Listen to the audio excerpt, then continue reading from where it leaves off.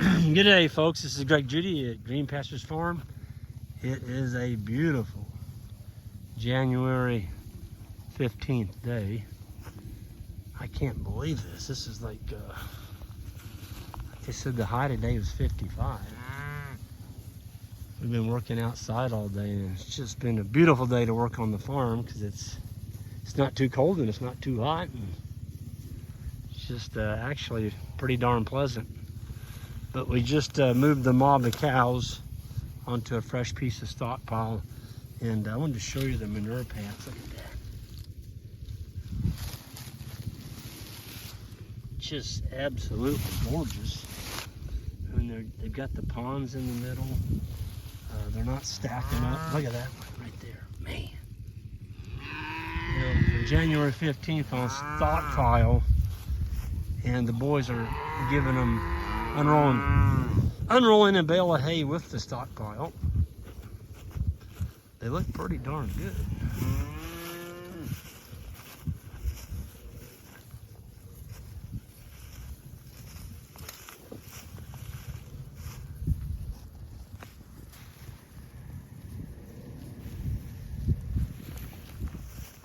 You can see where the strip is at we gave them.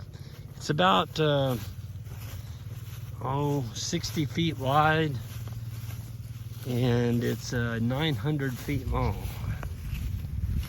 So this is not being grazed since let's see, August, September, October, around October. So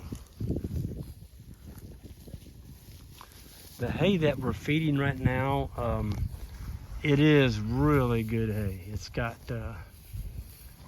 some orchard grass in it. It's got a little bit of red clover. And of course the rest would be fescue and probably some bluegrass. But there's a bull calf we've still got in. These are all the 2002. And they're all gonna be taken out of here March 1st. Well, there's another butte right there. My goodness.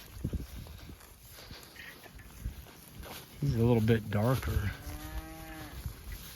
Oh, there's another one. They got a really nice winter hair coat on him right now.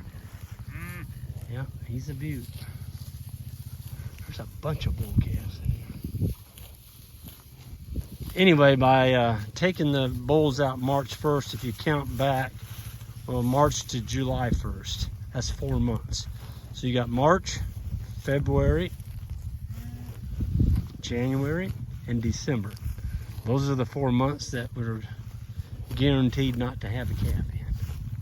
I don't care about the other months.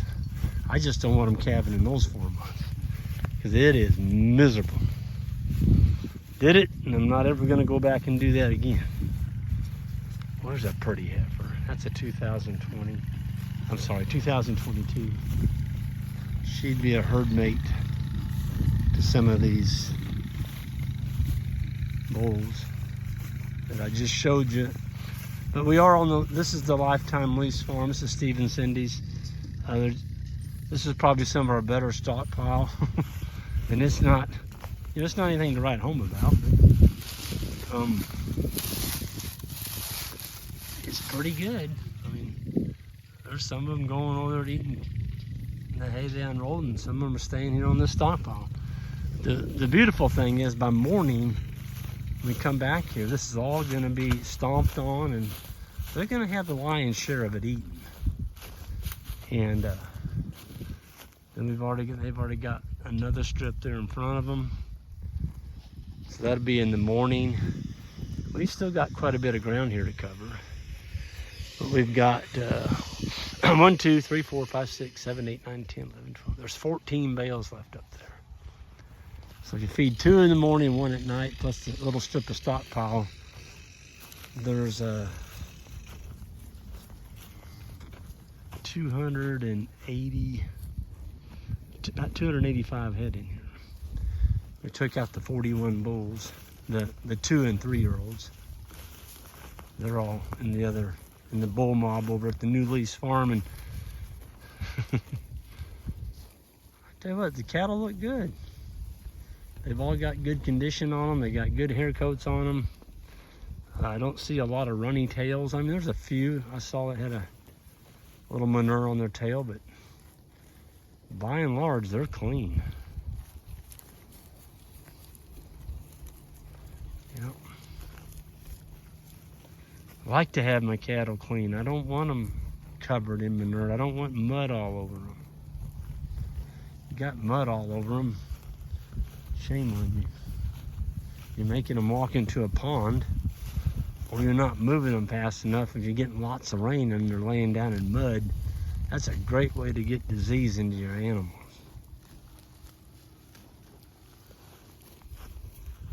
What a beautiful sight. The cows feeding themselves. On this side, over here, they're not feeding themselves. They went after that hay the boys unrolled. About 30% or, well, probably 35, 40% are here, and the other 60% are over here. So these are the workers. Those are the ones that aren't working for you. They're taking that free stuff. This year, we normally feed we can get through the winter on a cow, normally about a bale and a half for the whole winter. And this year, because we had a limited stockpile, we're looking at about 2 to 2.5 bales per cow. So, you know, we gave some of that hay was $63. The most, some of the better hay was $70. So, you know, if you figure 2 bales, that's $140 of purchased hay per cow unit. So, you know, that's not as good as stockpile, you know, but you do what you got to do. We sold off quite a few this fall, and I'm glad we did, or we would have been buying a lot more hay. So I had an old timer tell me the other day, less is more.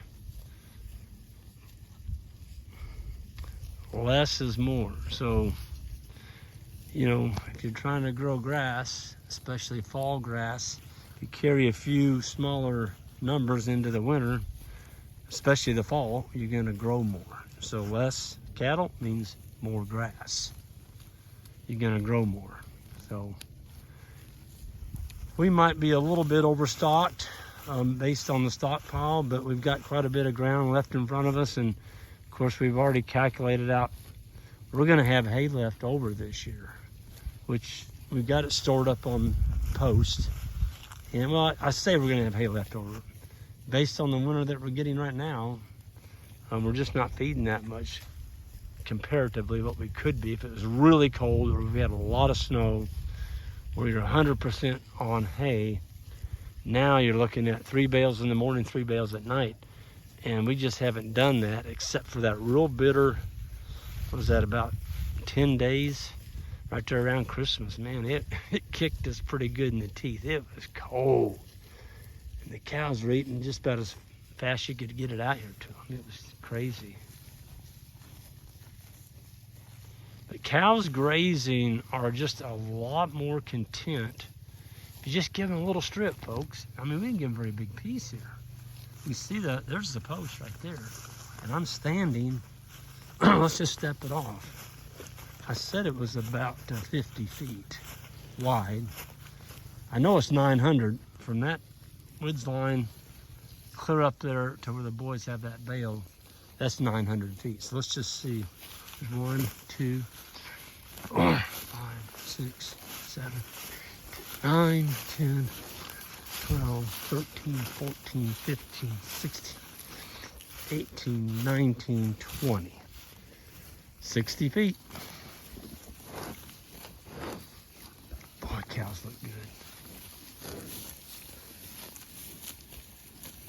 We came by a neighbor going to feed the bulls for the last 2 mornings. And he's got a black cow and a black heifer. Oh, it's a calf. It's probably a 500-pound calf on her. You can almost read a newspaper through that cow. She's that thin. It's awful. And that darn cow had gotten so hungry, it jumped out of the pasture. It was on the road ditch. And when I came by, the roadway crew had chopped a bunch of trees up. And that darn cow was eating wood chips. Yep, I saw it. Wood chips. Now that's a hungry cow. And that's somebody that shouldn't own livestock. Yeah. And this morning, the cow was out. We got it in yesterday. He wasn't around. Went and opened the gate, got the cow off the road, put it back in. This morning, it was out again. This time, it was in his yard. And of course, the yard's hooked right onto the road. Walk right out into the road. So, you know, that's somebody that's gonna really got a lot of liability there. If somebody hits that cow out on that blacktop, that could be a very expensive cow for him. Because you're liable. You're liable. In the state of Missouri, if your cow gets hit, if somebody gets killed, you better have darn good insurance. Because he's coming after you. In Nebraska, I think in Wyoming too, probably Montana, that's an open range. You hit a cow out there, it's your fault. It's not the farmer's fault. It's your fault. So, yeah, check out the rules in your state. See what they are. Man, I love listening to cows eat grass, especially in the wintertime. Because every one of those bites he's eating right there, it's not hay, and that's stuff that I don't have to buy. Look at that. Kentucky 31 fescue, that's what they're eating. It's still green. January 16th and it's still green. Down in the canopy. Yes, it's brown on top, but you get down in here, look at that. Green. That's why they're eating it, folks. It tastes good. Just don't make them eat it off real short. There's not a cow in here that's limping, not a single one. We've got one young bull. He's probably the smallest one in that group over there. And I saw the other day he was limping a little bit. He didn't get over it. That's one wheel clamp. So he just weaned himself out of the bull genetics. We'll put a band on him. He's not going to be sold as a bull. But he's fat. He can't take Kentucky 31, doesn't seem like. So those are the ones you got to get rid of. That's how we take care of it. Don't graze it short. Keep some clover in it. And get rid of the animals that can't perform on it. Problem solved. You don't need to be putting glyphosate and killing all the grass on your farm, then planting some fancy new grass that may not even grow out there. And you've already got this here. Animals are doing good on it. Give me a calf every year, they get fat, they eat. Well, somebody said the other day, well, Greg, that fescue, what's it do to the meat? I've been eating it for, see, I'm 63 years old. I've ate it my whole life, so I don't know. It tastes pretty darn good. I had some last night. It was good. So, I don't know. Some people seem to think that fescue is the end of the world. You know, oh my gosh, you got fescue. You got to kill it or you're going to go out of business. No, that's not correct.